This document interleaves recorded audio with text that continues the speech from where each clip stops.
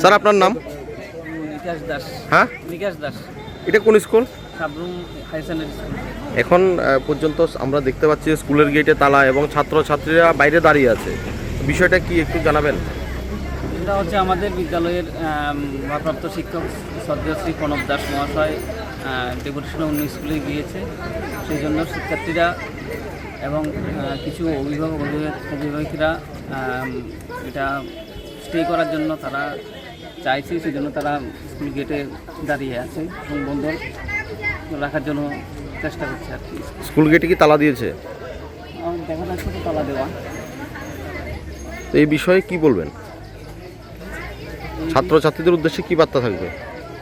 ছাত্রছাত্রীদের উদ্দেশ্যে আমাদের কী বার্তা থাকবে? আর ছাত্রছাত্রীরা চাইছি স্যার এই বিদ্যালয়ে থাকুক। আমরা তো ডিপার্টমেন্টে যা বলবো আমরা ওরা মানতে বাধ্য।